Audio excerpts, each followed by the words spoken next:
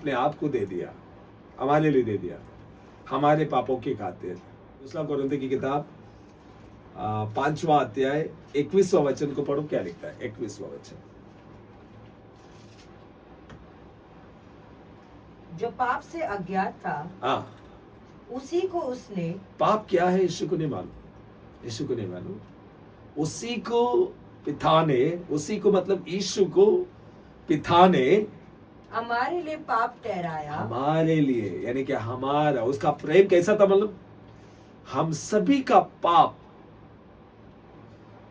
हमें जो दंड मिलने वाली थी, उसी का प्रेम है, वो दंड हम पर आने ना दिया, वरन स्वयं अपने ऊपर ले लिया। याद रखो, भगवान, यही है, बोलते ना, अच्छा संदेश यही है। पाप क्या है यीशु को नहीं मालूम, वो स्वर्ग में था, मगर पिता का प्रेम है कि उसने अपना एकलौता पुत्र को भेज दिया ताकि जो कोई यीशु मसीह पे विश्वास करे, यीशु मसीह एकलौता पुत्र था, पाप क्या है उसको नहीं मालूम, उसी को उसने, यीशु को पिता ने, जो जगह पर हमें होना चाहिए था, यीशु मसीह वो जगह ले लिया, यीशु मसीह वो जगह ले लिया। अभी आप और हम, वो यीशु मसीह से आप कितना प्रेम कर सकते हैं, मेरा लिमिटेशन नहीं, मैं क्या कर सकता हूं, मैं क्या पहन सकता हूं, मैं कितना घंटा प्रार्थना करना चाहिए, मैं कितना सेवा करना चाहिए, लिमिटेशन नहीं है। आप वो, इसलिए मैं बोला, उसका प्रेम को देखने की आवश्यकता है।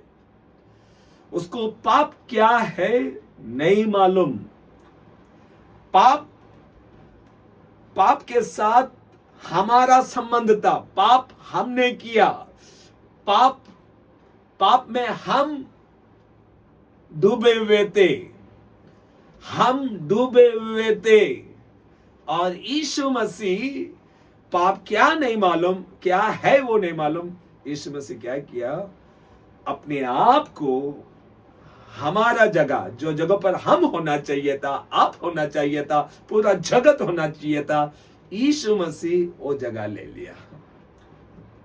इसीलिए कहता है, जो पुत्र पे विश्वास करे, अद्भुत काम आज भी होता है। जब सूली के जरिए यीशु मसीह जो प्राप्त किया, जो पाप के जरिए मेरे जीवन में श्राप आया, श्राप के जरिए हर प्रकार का बीमारी आई, जब तुम पाप को कबूल करते हो, जब तुम यह विश्वास करते हो कि यीशु मसीह मेरे पापों को उठा लिया, मेरे खातिर दुख उठाया, मेरा जगह यीशु मसीह ले लिया, जब तुम यह विश्वास करते हो,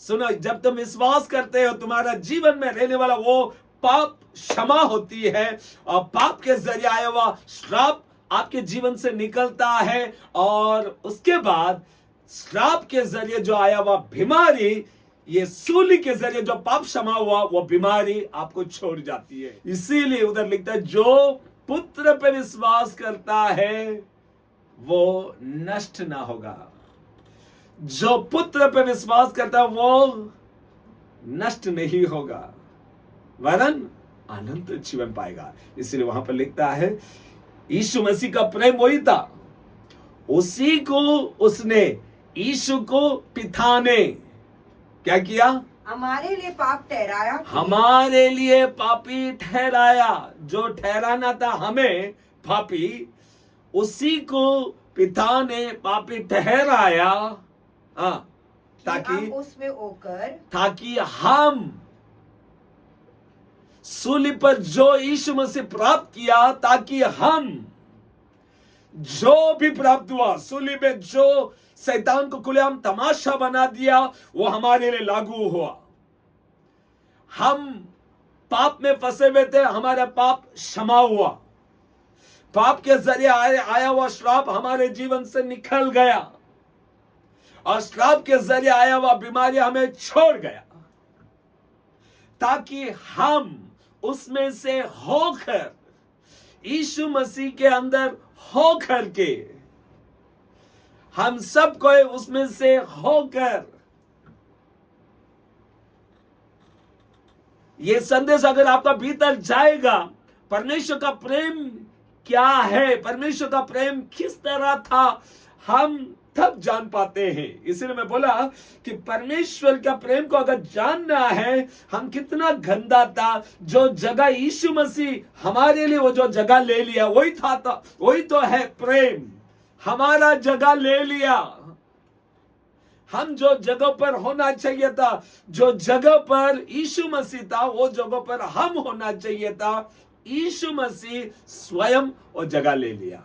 वही है प्रेम, वही है लव। वो लव को देखेगा, वो लव को देखेगा, आप परमेश्वर का गुलाम ही बनेगा, आज्ञाकारी हो जाएगा। रोमी की किताब 6वां अध्याय 13 वचन को पढ़ो। न अपने अंगों को अधर्म के हथियार होने के लिए, अभी जो प्रेम यीशु मसीह सूली पर हमारे लिए दिखाया, हमारे लिए जो प्रेम जो सूली पर जो यीशु मसीह के ऊपर घटा, वो प्रेम था। इसीलिए और न अपने अंगों को अधर्म के हथियार होने के लिए पाप को सौंपो, पर अपने आप को मरे हुए में से जी उठा हुआ जानकर परमेश्वर को सौंपो, और अपने अंगों को धर्म के हथियार होने के लिए परमेश्वर को सौंपो।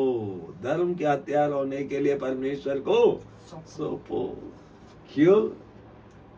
उसने मेरा जगह ले लिया, मुझे क्षमा किया, मेरे श्रापों को मेरे जीवन से निकाल दिया।